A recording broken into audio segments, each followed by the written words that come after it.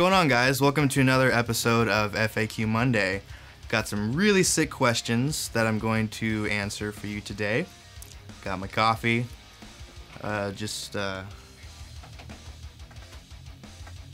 The hell? First question. You mentioned breaking in your headphones with pink noise? Could you elaborate / explain that? Whenever a speaker is new, it's stiff and it is not sounding how it will when it's fully broken in and matured. And what I mean by broken in is it is not physically traveling as much as it should. And this is perceived by us by harsh highs and not a lot of lows. So for example, when I got my Sony MDR 7506 studio headphones right out of the box, they were extremely harsh and they kind of sounded terrible. But my friend Aaron Smith's set of headphones sounded so huge and warm and smooth. And I got to looking into it, and there's all sorts of forum posts and articles on breaking in speakers. And this goes for monitors, headphones, speaker cabs, guitar speakers. For example, when I get a new set of vintage 30s, I actually reamp a bass track through those speakers when I go to work. And I put the cabinet face down on the bed and cover it with as much blankets as possible to not drive the dogs nuts downstairs. And I blast it super, super loud. But I should point out that with a guitar speaker, you don't want to be blasting huge amounts of distortion. If what you're trying to do is break in the speaker, what you want is a big, fat, warm, clean tone, like your neck pickup or a bass guitar, and you want to get that speaker working and you want to get it moving so it basically loosens up. It's the equivalent of stretching before you actually go to run or something like that. That's all you're doing. You can also buy guitar speakers pre-broken in. They're called Hellotones, and you can buy, I think, Celestion 75s and Celestion Vintage 30s pre-burned in. Burned in and breaking is basically the same thing. And they use a sine wave, and they put it under load and stress for like 24 hours or something like that.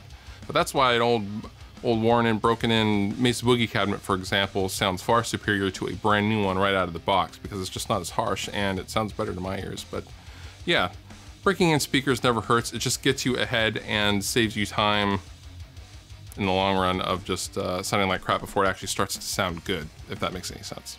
Have you ever tried one of the new Electra Omegas? Opinions? I have not tried any of the new Electra Omega guitars, but I would love to. And I wrote them about 6 months ago, and they said, we're just starting up, and, or maybe it was a year ago. We're just starting up and we'll get back to you, and I never heard anything again. But they look super, super cool. It's Les Paul shaped style with a sexy headstock. I love the headstock. It's super 70s looking. Omega were originally around in the 70s, and they made, I wouldn't say super cheap guitars, but they were definitely a good, more inexpensive alternative to an actual Les Paul, and they had some cool 70s mojo going on. Kind of hard to find. I actually saw one in a pawn shop once when I was a kid, because I remember the logo. And I would definitely love to check one out now. Their prices are definitely right there, less than $1,000, and they're just beautiful.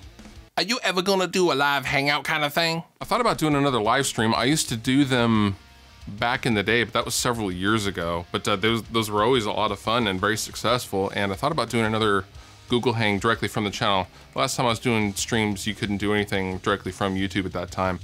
So that's obviously changed. Maybe we could do like a Google Hangout kind of a thing. If you see a test video, you'll know that one is coming. But if I do one, and I'll do one pretty soon, I promise, I'll put a video up telling you guys when it's gonna be. My suggestion to you this week is to check out this book, The Systematic Mixing Guide. This book, there's nothing earth-shattering about this book. However, it does put things into a nice, neat perspective that I have never thought about things and the relationship to other things before. For example, his take on how to EQ bass and how to EQ guitars when they're working in relation to the drums is a pretty cool point of view, and something I never really gave much thought, and how the different types of compressors will affect your different instruments. You know, the CLA, style compressor versus a VCA or a FET compressor or anything like that. Super, super nerdy stuff. Super great book. It's inexpensive. You can get a digital copy or a paperback copy like I have here. Super, super cool book. I highly recommend it if you are starting out or have even been mixing your own stuff for a while. It's just good to brush up and get a nice refresher, and you will learn a thing or two, I promise. That's all I got for you guys this week. Thank you so much for watching, and I'll see you next time.